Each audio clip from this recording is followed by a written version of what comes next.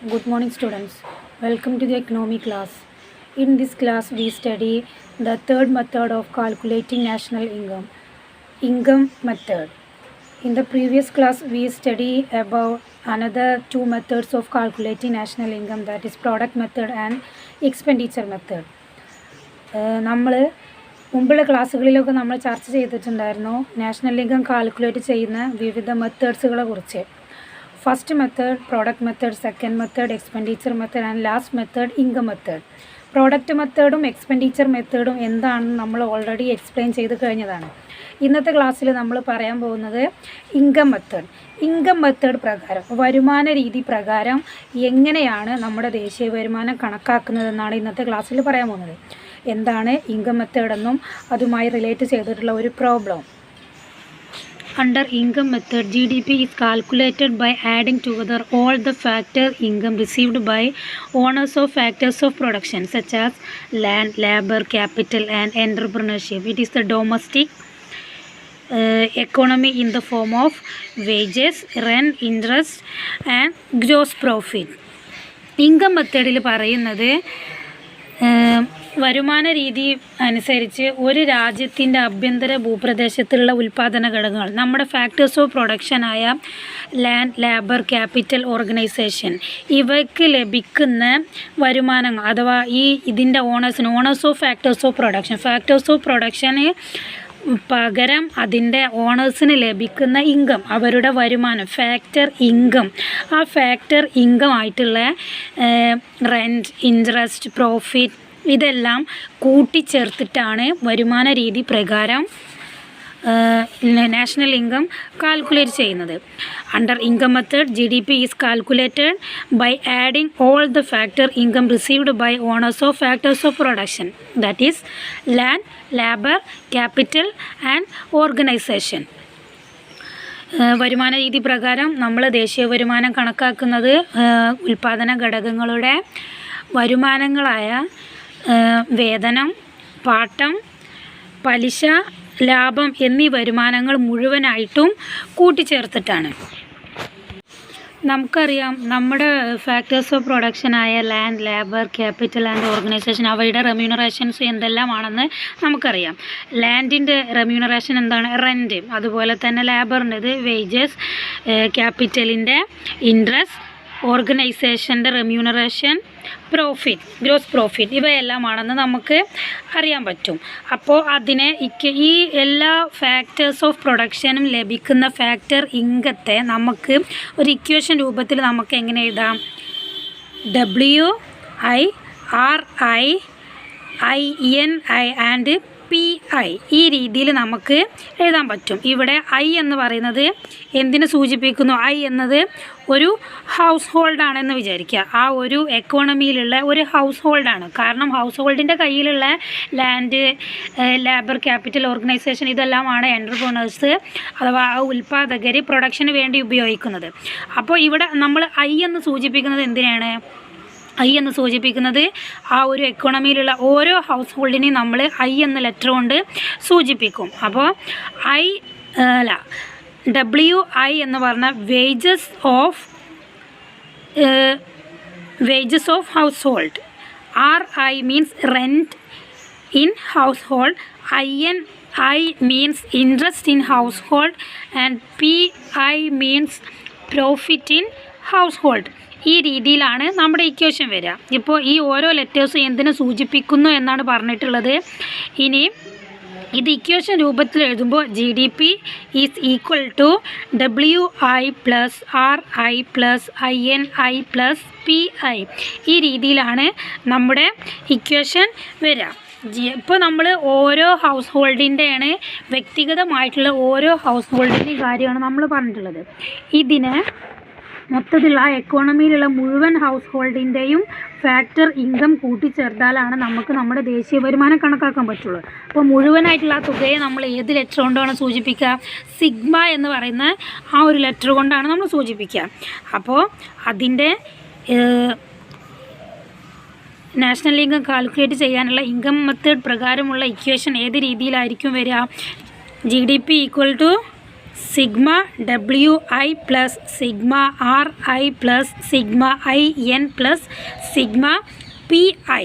ഇതിനെ ഒന്നുകൂടെ നമുക്ക് സിംപ്ലിഫൈ ചെയ്യാൻ വേണ്ടിയിട്ട് നമ്മൾ ഇതിൻ്റെ സിഗ്മ ഒഴിവാക്കിയിട്ട് ഏത് രീതിയിൽ എഴുതാൻ പറ്റും? GDP is equal to W plus R plus IN plus P. W എന്നത് വേജിനെ സൂചിപ്പിക്കുന്നു, R എന്നത് റെൻറ്റിനെ സൂചിപ്പിക്കുന്നു, IN എന്നുള്ളത് ഇൻട്രസ്റ്റിനെയും P എന്നത് പ്രോഫിറ്റിനെയും സൂചിപ്പിക്കുന്നു. നമ്മൾ പറഞ്ഞു ഫാക്ടർ ഇൻകംസ്. ഒരു ഫേമിനെ സംബന്ധിച്ചിടത്തോളം ഫാക്ടർ കോസ്റ്റും ഹൗസ് ഹോൾഡിനെ സംബന്ധിച്ചിടത്തോളം ഫാക്ടർ ഇൻകംസുമാണ് നമ്മൾ കൂട്ടിച്ചേർക്കുന്നതെന്ന് പറഞ്ഞു. ഇൻകം മെത്തേഡ് പ്രകാരം എല്ലാ ഫാക്ടർ ഇൻകങ്ങളും കൂട്ടിച്ചേർത്തിട്ടാണ് നാഷണൽ ഇൻകം കാൽക്കുലേറ്റ് ചെയ്യുന്നത്. The factor income can be classified into 3 broad head. നമുക്ക് ലഭ്യമായിട്ടുള്ള അല്ലെങ്കിൽ നമ്മൾക്ക് അവൈലബിൾ ആയിട്ടുള്ള ഒരു ഹൗസ് ഹോൾഡിന് ലഭിക്കുന്ന മൊത്തത്തിലുള്ള ഫാക്ടർ ഇൻകത്തിന് നമ്മൾ 3 ഹെഡുകളിലാക്കി തിരിച്ചിട്ടുണ്ട്.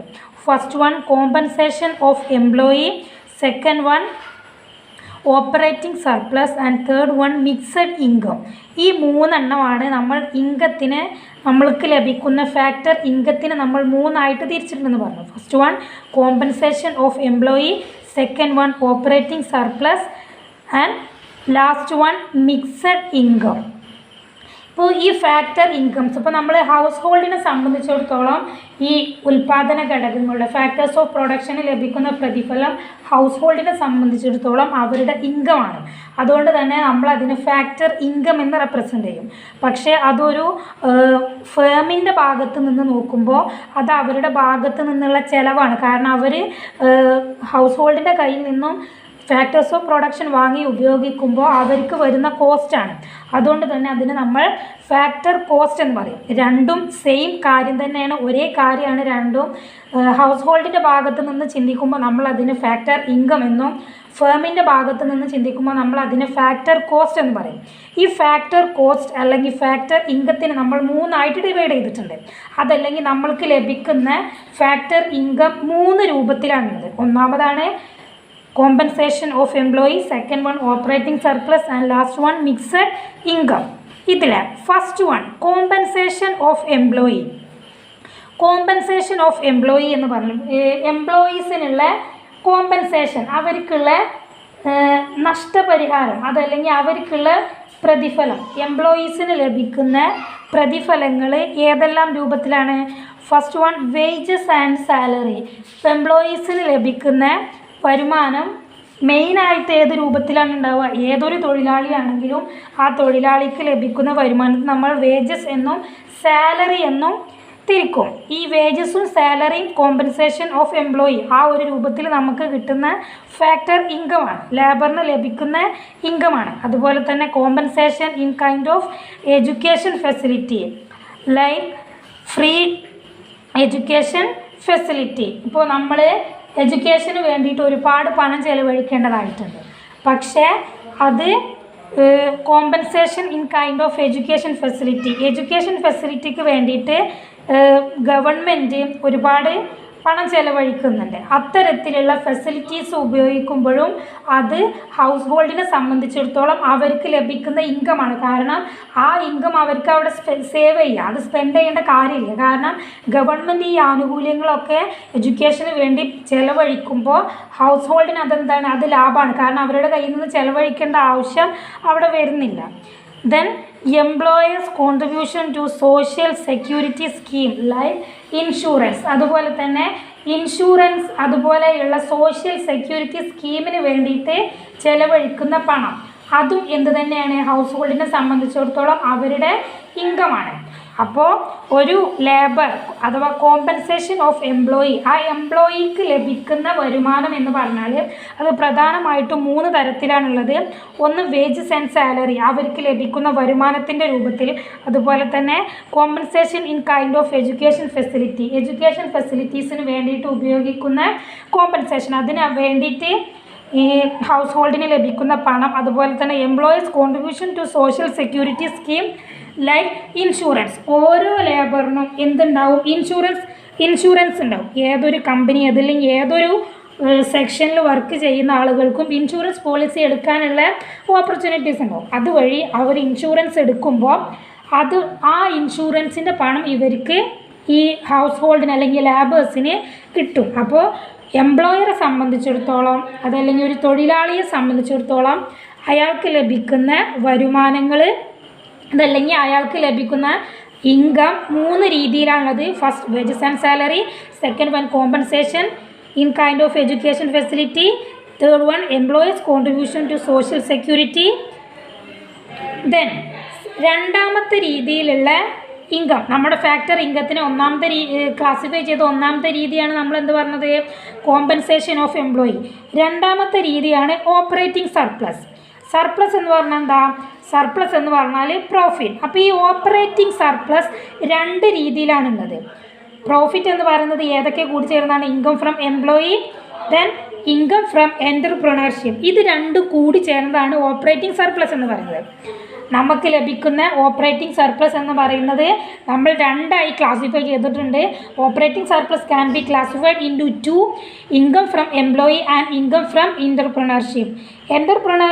എൻ്റർപ്രണർഷിപ്പിൽ നിന്ന് ലഭിക്കുന്ന വരുമാനവും അതുപോലെ തന്നെ ഒരു എംപ്ലോയറുടെ വരുമാനവും കൂട്ടിച്ചേർത്തതാണ് എന്ത്, ഓപ്പറേറ്റിംഗ് സർപ്ലസ് എന്ന് പറയുന്നത്. അതിൽ ഇൻകം ഫ്രം എംപ്ലോയി, എംപ്ലോയിയുടെ കയ്യിൽ നിന്ന് ലഭിക്കുന്ന അല്ലെങ്കിൽ ആ ഒരു എംപ്ലോയിക്ക് ലഭിക്കുന്ന വരുമാനം എന്ന് പറയുന്നത് ഏതെല്ലാം രീതിയിലാണ്, rent, interest and royalty. Rent എന്ന് പറഞ്ഞാൽ അതിൻ്റെ വാടക, ദെൻ ഇൻട്രസ്റ്റ് അവരുടെ ലോണോ എന്തെങ്കിലും കാര്യങ്ങളുണ്ടെങ്കിൽ അതിൻ്റെ പലിശ, ദെൻ റോയൽറ്റി മീൻസ് അവകാശധനം. ഇപ്പോൾ ഫോർ എക്സാമ്പിൾ ഒരു ബുക്ക് എഴുതി പബ്ലിഷ് ചെയ്യാൻ ഒരാൾ നല്ല എഴുതാൻ കഴിവുള്ള ഒരാളാണെങ്കിൽ അയാൾ ബുക്ക് എഴുതി പബ്ലിഷ് ചെയ്തു, അപ്പോൾ അതിന് അയാൾക്ക് റോയൽറ്റി കിട്ടും. റോയൽറ്റി എന്ന് പറഞ്ഞാൽ എന്താ, അയാൾ എഴുതിയ ബുക്കിലുള്ള അവകാശധനത്തിനാണ് എന്ത് പറയുക, റോയൽറ്റി എന്ന് പറയാം. റോയൽറ്റി മീൻസ് അവകാശധനം. എന്തെങ്കിലും ഒരു കാര്യം അവർ ചെയ്തിട്ടുണ്ടെങ്കിൽ അതിനവർക്ക് ലഭിക്കുന്ന ആ ഒരു അവകാശത്തിൻ്റെ പേരിൽ അവർക്ക് ലഭിക്കുന്ന ആ ഒരു പണത്തിന് പറയുന്ന പേരാണെന്ത്, റോയൽറ്റി. അപ്പോൾ ഇൻകം ഫ്രം എംപ്ലോയി, ഓപ്പറേറ്റിംഗ് സർപ്ലസിനെ നമ്മൾ 2 ആയി ക്ലാസിഫൈ ചെയ്തിട്ടുണ്ട്, income from employee and income from entrepreneurship. അതിലെ ഇൻകം ഫ്രം എംപ്ലോയി, എംപ്ലോയറുടെ കയ്യിൽ നിന്ന് ലഭിക്കുന്ന വരുമാനങ്ങളാണ് എന്ത്, rent, interest and royalty. Then income from entrepreneurship, ആ ഒരു എൻ്റർപ്രണറുടെ കയ്യിൽ നിന്ന് പ്രൊഡ്യൂസറുടെ കയ്യിലുള്ള അല്ലെങ്കിൽ പ്രൊഡ്യൂസറുടെ കയ്യിൽ നിന്ന് ലഭിക്കുന്ന വരുമാനങ്ങളാണ് എന്ത്, dividend, undistributed profit and corporate tax.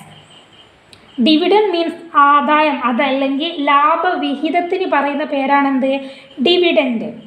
Entrepreneurs ഇപ്പോൾ 2-3 എൻ്റർപ്രണേഴ്സ് ഉണ്ടെങ്കിൽ അതിൽ ഒരാൾക്ക് ലഭിക്കുന്ന ലാഭവിഹിതത്തിനാണ് എന്ത് പറയുക, ഡിവിഡൻഡ് എന്ന് പറയാം. അതല്ലെങ്കിൽ അവർ പ്രൊഡക്ഷൻ നടത്തിയിട്ട് അതിൽ നിന്ന് അവർക്ക് ലഭിക്കുന്ന ലാഭം, അതിൽ നിന്ന് അവർക്ക് ലഭിക്കുന്ന ആദായത്തിൻ്റെ ഒരു പാർട്ടിന് പറയുന്ന പേരാണ് എന്ത്, ഡിവിഡൻഡ്. ദെൻ അൺഡിസ്ട്രിബ്യൂട്ടഡ് പ്രോഫിറ്റ് എന്ന് പറഞ്ഞാൽ ഡിസ്ട്രിബ്യൂട്ട് ചെയ്യാത്ത, വിഹിതം വെക്കാത്ത പ്രോഫിറ്റിൻ്റെ ഭാഗമാണ് എന്ത്, അൺഡിസ്ട്രിബ്യൂട്ടഡ് പ്രോഫിറ്റ്. ഡിവിഡൻഡ് എന്ന് പറഞ്ഞാൽ വിഹിതം വെച്ചിട്ടുള്ള പ്രോഫിറ്റ്, അൺഡിസ്ട്രിബ്യൂട്ടഡ് പ്രോഫിറ്റ് എന്ന് പറഞ്ഞാൽ വിഹിതം വെക്കാത്ത, ഭാഗം വെക്കാത്ത പ്രോഫിറ്റ്. ദെൻ കോർപ്പറേറ്റ് ടാക്സ്, അവർ അടച്ചു കൊടുക്കുന്ന നികുതികൾ. ഇത്രയാണ് ഇൻകം ഫ്രം എൻ്റർപ്രണർഷിപ്പ്, എൻ്റർപ്രണറുടെ കയ്യിൽ നിന്നും ലഭിക്കുന്ന ഫാക്ടർ ഇൻകംസ്. അപ്പോൾ നമ്മൾക്ക് മൊത്തത്തിൽ ലഭിക്കുന്ന ഫാക്ടർ ഇൻകത്തിനെ നമ്മൾ 3 ആയി ക്ലാസിഫൈ ചെയ്തിട്ടുണ്ട്. First one compensation of employee, second one operating surplus and third one mixed income. ഇനി നമുക്ക് ഈ ഇൻകം മെത്തേഡ് പ്രകാരമുള്ള ഒരു പ്രോബ്ലം എങ്ങനെയാണ് ചെയ്യുക എന്നുള്ളത് നോക്കാം. ഇൻകം മെത്തേഡ് പ്രകാരം GDP അഥവാ ദേശീയ വരുമാനം കണ്ടെത്തുന്നതിനുള്ള ഇക്വേഷൻ നമ്മൾ മനസ്സിലാക്കി. എന്തായിരുന്നു equation, W+R+IN+P. W means wage, R means rent, IN means interest and P means profit. ഈ ഫാക്ടർ ഇൻകംസ് കൂട്ടിച്ചേർത്തിട്ടാണ് ഇൻകം മെത്തേഡ് പ്രകാരം നമ്മൾ നാഷണൽ ഇൻകം കാൽക്കുലേറ്റ് ചെയ്യുന്നത്. അപ്പോൾ ആ രീതിയിലുള്ള ഒരു പ്രോബ്ലം നമുക്ക് നോക്കാം. എല്ലാവരും ഈ ക്വസ്റ്റ്യനിലേക്ക് നോക്കുക. ഏറ്റവും സിമ്പിളായിട്ടുള്ള ഒരു ക്വസ്റ്റ്യനാണ്. If wages received by all the household in India for a year is 8,000 crore, then rent is 7,000 crore, interest is 6,000 crore and gross profit is 8,500 crore. Total depreciation of all the production unit is 500 crore. Find the GDP and NDP. ഇതിലെ G D പിയും N D പിയും calculate ചെയ്യാൻ നമ്മളോട് പറഞ്ഞിട്ടുണ്ട്. G D P means gross domestic product and N D P means net domestic product. G D P കാണാനുള്ള നമ്മുടെ equation എന്തായിരുന്നു? W plus R plus I N plus P. N D P net domestic product, ഗ്രോസും നെറ്റും തമ്മിലുള്ള വ്യത്യാസം എപ്പോഴും എന്തായിരിക്കും? Depreciation ആയിരിക്കും. അപ്പോൾ ഗ്രോസ് ഡൊമസ്റ്റിക് പ്രോഡക്റ്റും നെറ്റ് ഡൊമസ്റ്റിക് പ്രോഡക്റ്റും കാണാൻ പറഞ്ഞിട്ടുണ്ടെങ്കിൽ എങ്ങനെ ചെയ്യണം? ആദ്യം ഗ്രോസ് ഡൊമസ്റ്റിക് പ്രോഡക്റ്റ് കണ്ടെത്തിയിട്ട് അതിൽ നിന്നും ഡിപ്രീസിയേഷൻ മൈനസ് ചെയ്താൽ നമുക്ക് ലഭിക്കുന്നതാണ് എന്ത്? Net domestic product. നമ്മുടെ ക്വസ്റ്റ്യൻ ഇതാണ്. ഇന്ത്യയിലെ എല്ലാ കുടുംബങ്ങൾക്കും ഒരു വർഷം ലഭിച്ച വേതനം 8,000 കോടിയും അതുപോലെ തന്നെ റെൻറ്റ് അതിൻ്റെ പാട്ടം 7,000 കോടിയും ഇൻട്രസ്റ്റ് അഥവാ പലിശ 6,000 കോടിയും മൊത്തത്തിലുള്ള ലാഭം 8,500 കോടിയും എല്ലാ ഉൽപ്പാദക യൂണിറ്റുകളുടെയും കൂടെ ആകെ തേയ്മാന ചെലവ് 500 കോടി രൂപയാണെങ്കിൽ ജി ഡി പിയും എൻ ഡി പിയും കണക്കാക്കാനാണ് നമ്മളോട് പറഞ്ഞിട്ടുള്ളത്. ഇനി ഇത് എങ്ങനെയാണ് ചെയ്യുക എന്നുള്ളത് നമുക്ക് നോക്കാം. ഇതിൻ്റെ സൊല്യൂഷൻ നോക്കാം. ഇക്വേഷൻ എന്തായിരുന്നു? W plus R plus I N plus P. W എത്രയാണ് നമുക്ക് തന്നിട്ടുള്ളത്? 8,000 crore. Rent equal to, that means R equal to 7,000 plus IN equal to 6,000 plus P equal to 8,500 crore equal 29,500 crore. 29,500 കോടി രൂപയാണ് നമുക്ക് നമ്മുടെ gross പ്രോഫിറ്റായിട്ട് കിട്ടിയിരുന്നത്. അപ്പോൾ നമ്മളോടിപ്പോൾ G D P ആണ് നമുക്ക് കിട്ടിയിട്ടുള്ളത്. ജി ഡി പിയിൽ നിന്നും നമ്മളോട് എൻ ഡി പി കണ്ടെത്താൻ പറഞ്ഞിട്ടുണ്ട്. അപ്പോൾ G D P N D P എപ്പോഴും ഗ്രോസ് ഡൊമസ്റ്റിക് പ്രോഡക്റ്റും നെറ്റ് ഡൊമസ്റ്റിക് പ്രോഡക്റ്റും തമ്മിലുള്ള ഡിഫറൻസ് കാണുമെന്നുണ്ടെങ്കിൽ എന്ത് ചെയ്താൽ മതി? അതിൽ നിന്നും ഡിപ്രീസിയേഷൻ വാല്യൂ നമ്മൾ മൈനസ് ചെയ്താൽ മതി. അപ്പോൾ N D P equal to GDP minus depreciation. That means 29,500 minus 500 equal to 29,000. 29,500 നിന്നും ഡിപ്രീസിയേഷൻ ആയ 500 മൈനസ് ചെയ്താൽ നമുക്ക് കിട്ടുന്ന ആൻസർ ആണ് എന്ത്? 29,000 കോടി രൂപ. അതാണ് നമ്മുടെ എൻ ഡി പി. ഇതുപോലെ തന്നെ സിമ്പിളായിട്ടുള്ള മറ്റൊരു ക്വസ്റ്റ്യൻ കൂടി നമുക്ക് നോക്കാം. ഒരു രാജ്യത്തിൻ്റെ ആഭ്യന്തര ഭൂപ്രദേശത്തുള്ള കുടുംബങ്ങൾ ഉൽപ്പാദന ഘടകങ്ങൾ പ്രദാനം ചെയ്തതിൻ്റെ ഫലമായിട്ട് അവർക്ക് ലഭിച്ച ഒരു വർഷത്തെ വേതനം 750 കോടിയും പാട്ടം 350 കോടിയും പലിശ 200 കോടിയും മൊത്തം ലാഭം 300 കോടിയുമാണ്. അപ്പോൾ ജി ഡി പി കണക്കാക്കുക.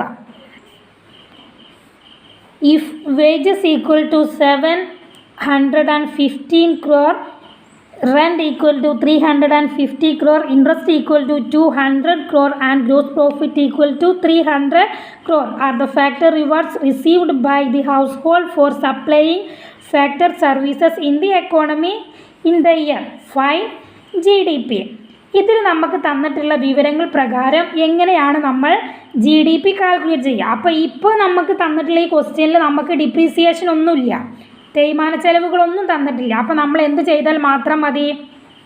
ഇൻകം മെത്തേഡ് പ്രകാരം ജി ഡി പി കണക്കാക്കുന്നതിനുള്ള അല്ലെങ്കിൽ ജി ഡി പി കാണുന്നതിനുള്ള ഇക്വേഷൻ എഴുതുക, അതനുസരിച്ച് ഓരോന്നും ചെയ്യുക. G D P equal to W plus R plus I N plus P. W equal to 750, R equal to 350, IN equal to 200 and P equal to 300. That means 750 plus 350 plus 200 plus 300 equal to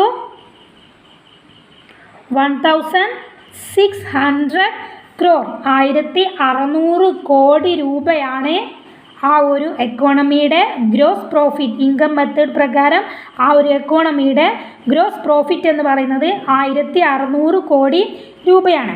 ഇതുപോലെ 3 മെത്തേഡ്സും income method, expenditure method and product method. ഒരു question ഇപ്പോൾ ഞാൻ തരുന്ന ഈ ഒരു question ഈ 3 method പ്രകാരവും നിങ്ങൾ ചെയ്യണം. ചെയ്ത് നോക്കിയിട്ട് സബ്മിറ്റ് ചെയ്യണം. ക്വസ്റ്റ്യൻ ഇതാണ്: Some details regarding an economy for year 2014-15 are given in the table. Find the GDP using product method, expenditure method and income method. Find the net domestic product. ഒരു സമ്പദ്വ്യവസ്ഥയെ സംബന്ധിച്ച് 2014-15 വർഷത്തെ ചില വിവരങ്ങൾ താഴെ പട്ടികയിൽ കൊടുത്തിരിക്കുന്നു.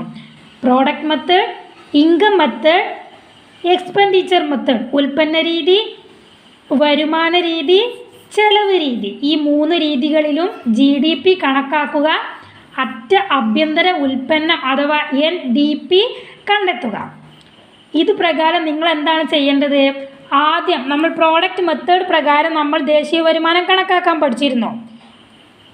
ആ മെത്തേഡ് പ്രകാരം ഗ്രോസ് വാല്യൂ ആഡഡ് മെത്തേഡ് പ്രകാരം GDP കണക്കാക്കുക. അതുപോലെ തന്നെ എക്സ്പെൻഡിച്ചർ മെത്തേഡ് പ്രകാരം consumption plus investment expenditure plus government expenditure plus export minus import എന്നുള്ള ഇക്വേഷൻ വെച്ചിട്ട് എക്സ്പെൻഡിച്ചർ മെത്തേഡ് പ്രകാരം നാഷണൽ ഇൻകം കാൽക്കുലേറ്റ് ചെയ്യുക. അതുപോലെ തന്നെ ഇൻകം മെത്തേഡ് പ്രകാരം W+R+IN+P ഈ രീതിയിൽ ഈ ഇക്വേഷൻ ഉപയോഗിച്ച് ഇൻകം മെത്തേഡ് പ്രകാരവും ദേശീയ വരുമാനം കണക്കാക്കുക.